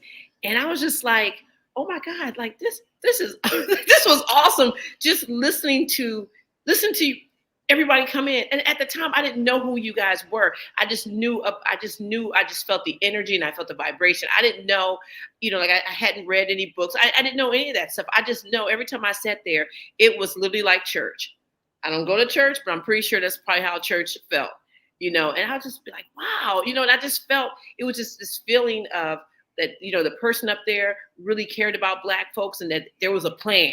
I was going to be part of a plan, part of action. So I just really appreciate you, bringing her up because it just made me, think about it. I was like, wow, I miss Sister Kefa. She was all right. Wow. Yeah. That was quite a time. That was quite a time to be developing. Yeah. Yeah, absolutely. But now what we're experiencing is a outgrowth of that. Yeah. Yes. I'm in a zone because I can't even keep up with these little chats. Like putting them up there. Well, thank you, Cabba. Listen, everybody, Cabba will be there next. I mean, not be there. He will be there virtually. But if you're looking at a live stream, everybody's virtually, when you think about it. But please, everyone, please come out. And I'm going to put let me put this back up here. Someone had asked for the website to go to, and it's our website, hapifilm.com, to check it out.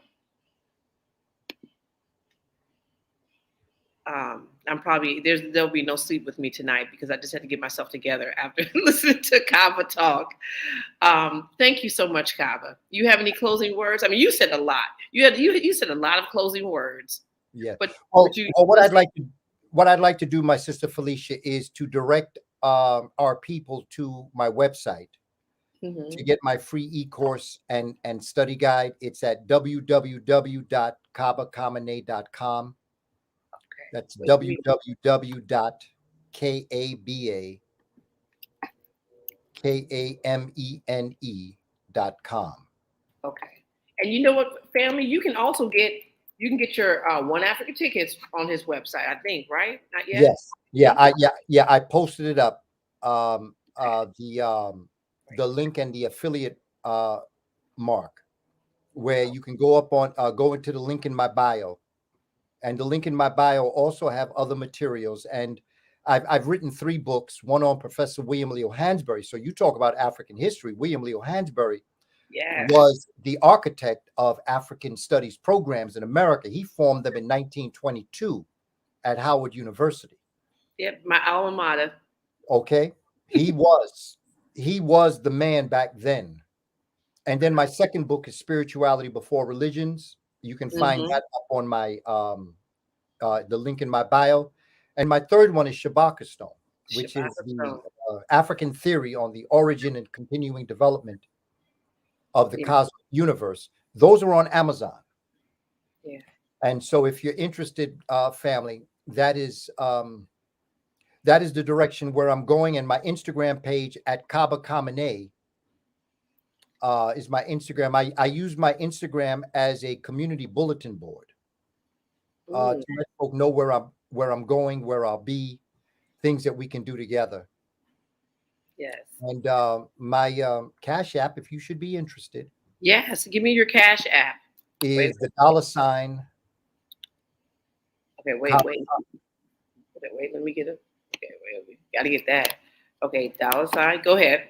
Kaba Kamene 7, number 7. Okay, family, right here. Yeah, capital Kaba. The 2 K's are capital. Capital K.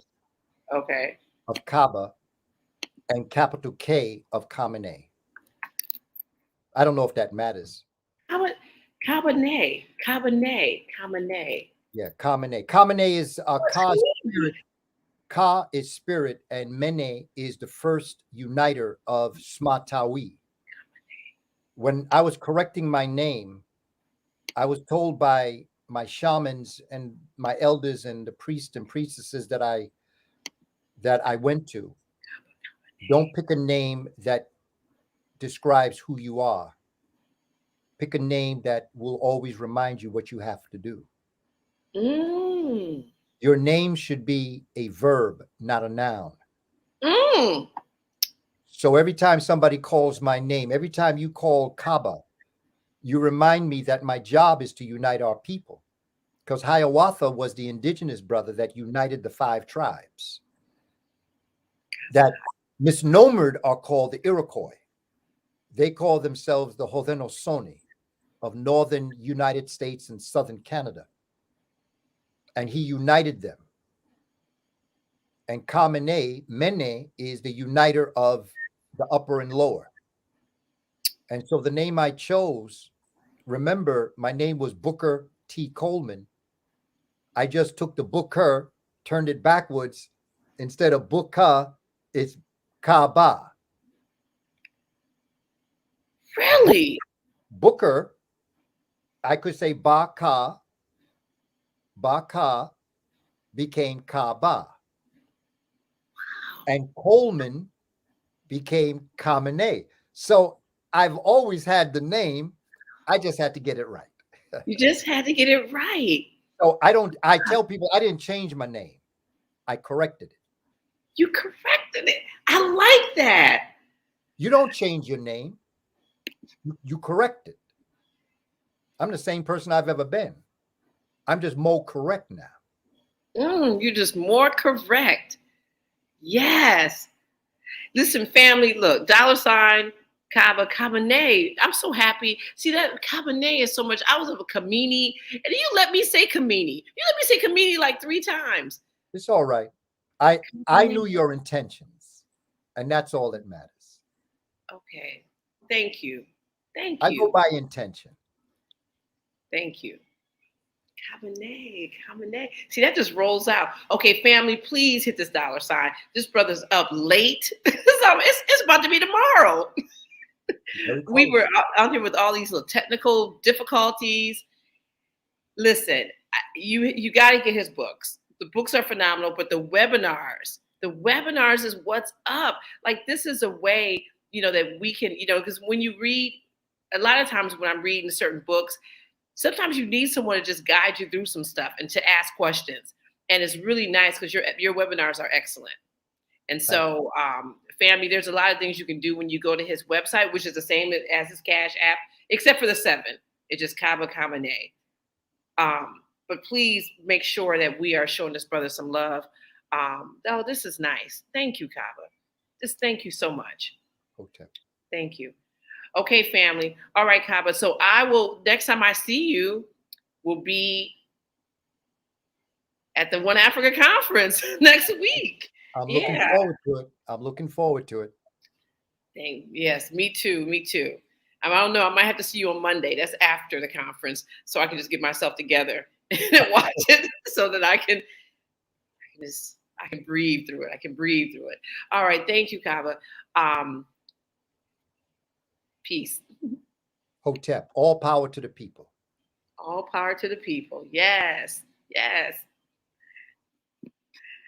Okay, family. Oh, wow. I tell you, Kaba's excellent. I don't even know if that's a word. Make sure I'm going to keep his Cash App up there, guys. Make sure you're hitting his Cash App. And I want to thank you I saw that I saw you guys are in the super chat. Thank you, Marcus. Right there. Thank you, Marcus. And I also want to thank Craig. Craig got it popping, and then Archie came up right after him. So thank you so much for the contributions. These things you guys will understand. The super chat, the Cash App, it all goes to all the people that work with us and helping us get this message out. And it's so important for us to get this message out. I want to just say some high fives to some people in the audience. King Simon, right there. You guys, King Simon is also one of our partners in helping us with this One Africa Conference. So please check him out. And plus, if you haven't got your numbers read by now, King Simon, I don't know what you're doing. You got to. That's essential. It helps you with what Kaba's talking about in terms of, really looking at your life and getting, on that path. So I just want to just let some people know, because I know a lot of you guys have already signed up for the conference. And so just so that everybody knows, so what's going to happen is that you guys will get the link for the conference 2 days before, between 2 days and in the morning of. And the thing about this link is that it will be live for you, specifically for you only, until Tuesday at 7 p.m. So you have until Tuesday at 7 p.m. to watch it, okay? If you had gotten one of our tickets, if you signed up for One Africa back when we had started and it was One Africa Returning to the Source, your ticket is still good. You don't have to do anything. You'll get the email like everybody else, and you will be sitting there for these 2 hours. I'm telling you now, you might have to make sure you have some water so you don't get a headache like me, watching these elders and young people, because we have Riza Islam's going to be in the house. And let me just put up everybody who's going to be there so that we know what we're talking about over here. Okay, there we go. Okay, so we have Dr. Malana Karenga. He will be virtually. We have Baina Bello, Dr. Leonard Jeffries, Dr. Rosalind Jeffries, Professor James Small. I mean, we couldn't do this without Professor James Small. I mean, he's been holding us down. Professor James Small, Dr. Susan Tata, Ifudishi Juhuti Miss, Shahrazad Ali is in the house. We have Dr. Theopil Abanga. He will be virtually. We have Dr. Alicia Watkins. And all of these people have actually been on HAPI Talks. So you can just do your little research, tap, tap, tap, and you can find out about everybody. But Dr. Alicia Watkins and Dr. Ken Harris. So Ken Harris will be our MC, our host, our guide, whatever you want to call him. He is going to be, taking us through it. And he's actually going to be doing a presentation, himself. He is the 12th president of the National Business League. And this is a foundation that was started by Booker T. Washington 122 years ago. And there's only been 12 presidents. So that's dope. So we have one of them. We have the latest president, the 12th president that will be our MC for this evening. Or well, not the evening, for the whole conference. And then we have, of course, our man Cabba, Asar Imhotep, Jabari Ozazi, and then Reza Islam, which is the youngest cat who can definitely hold his own. Everyone's gonna be there. Well, except Reza is gonna be virtually because he's gonna be he's at another conference. So I tell you, these are some hardworking people, but make sure you guys support and get your tickets, hapifilm.com. If you are in the Detroit area, or even if you're not, you just wanna come through, make sure you, get your ticket for in person. It's gonna be wonderful. Also, if you guys have any questions, and most of you guys are good about getting questions and getting a hold of us, but I don't want you to feel like you guys are, you can always hit us up on any of our social media platforms. We are very responsive. Right there, you can email me, info.hapifilm@gmail.com. And we'll get your questions answered. But get your tickets. Do not wait till the last minute. You don't want to wait till the last minute. Just get your tickets now, so you're all set. You get your water. You have some fruit. You're gonna sit down with us, and we are taking breaks. And we will have special content for you guys as the audience is taking a break. But make sure that you are tuned in for this for this One Africa conference. This is the conference of not only the year, but the century. The last time was in the 1900s that they had a conference of this magnitude. So we, in 2022, we are having this huge conference with these huge personalities, these huge teachers that are going to teach the masters. Because we are, like Cabba said, we are the masters. And so we are going to be in class. It is going to, for those of you that light switches are sort of turned on, but not all the way, that's okay. It's going to be like this all night, turning on light switches. So make sure, family, that you,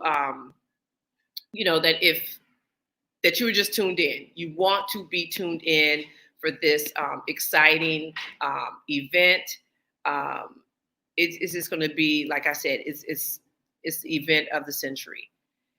And I just wanted to say, shout out and thank you for all your cash apps. Thank you. Thank you. Just thank you.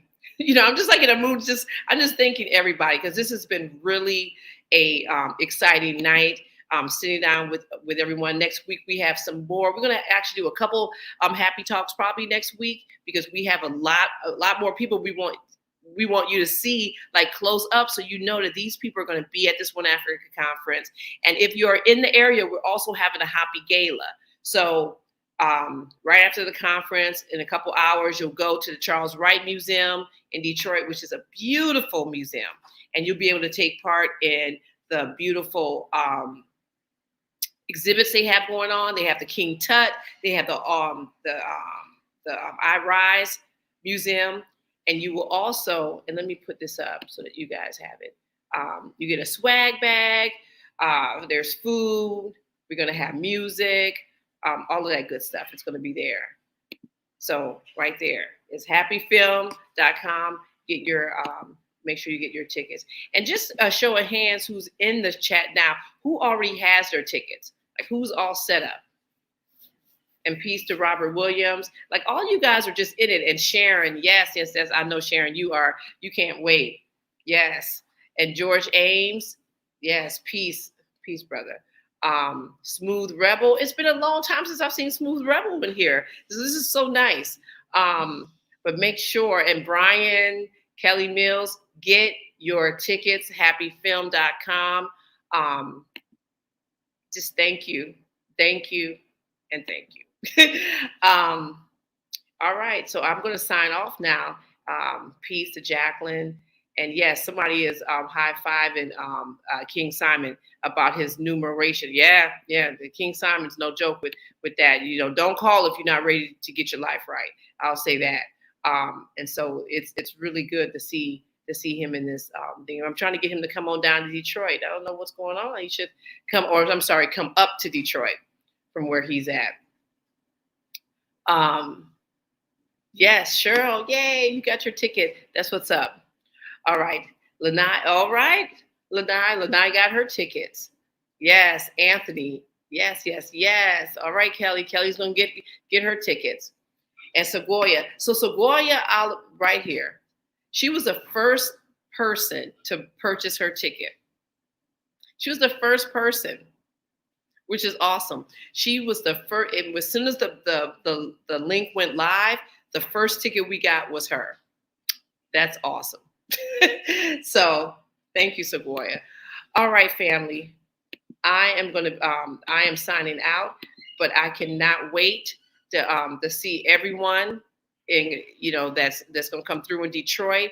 And if we are not coming to Detroit, but you're gonna be on a live, at some point we are going to meet, because we have to meet everybody in this chat.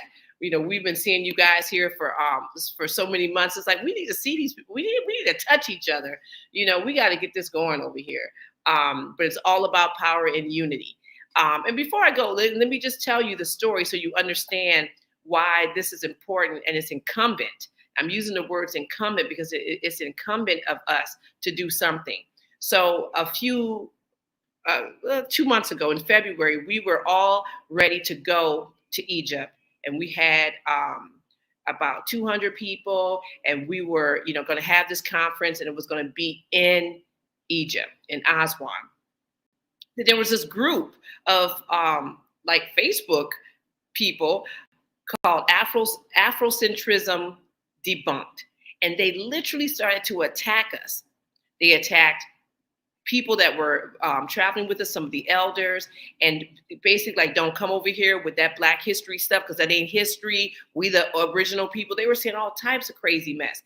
And unfortunately, their rhetoric, had us, we had to, at the end of the day, we had to we said that we canceled the conference, but we were never going to cancel it. We knew that we were going to reschedule it. We just had to figure out when and where, because we understood that we don't want to take people into harm's way. But the other piece is that they can't stop us from knowing who we are and talking about it. And the fact that somebody, not some one person, but many people, and unfortunately, some of these people look like us.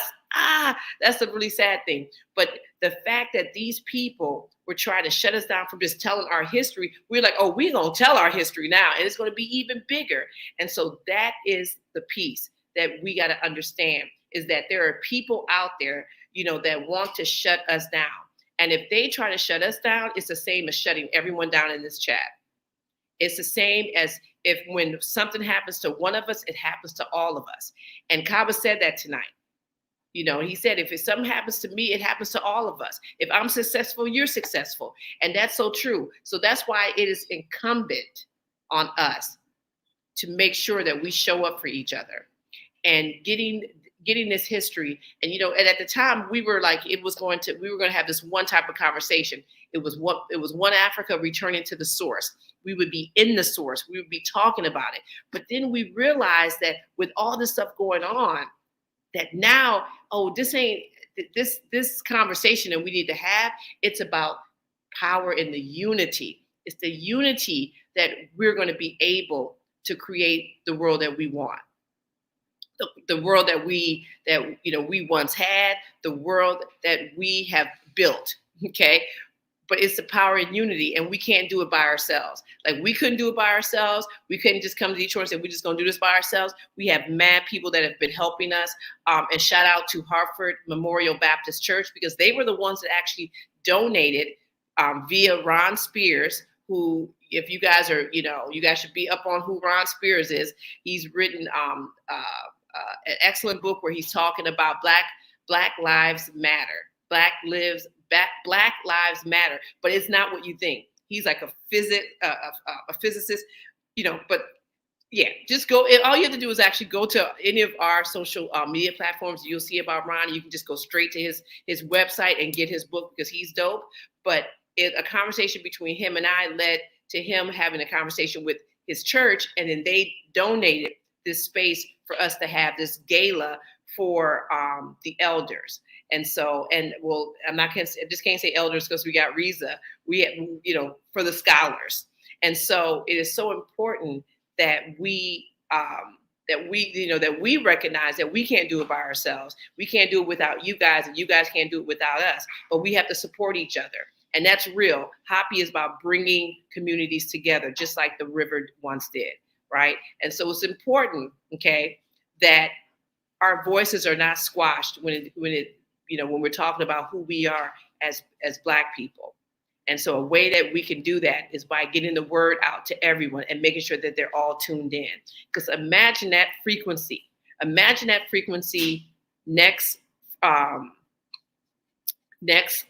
Saturday, which is coming up next Saturday at 9 a.m. Eastern Standard Time. The frequency is going to be lit. So you want to be part of it. Make sure you get your tickets. You just go to hapifilm. I'm not being a really good host here. I keep moving it, but right there, you just go to hapifilm.com and get your tickets, and you will be set. All right.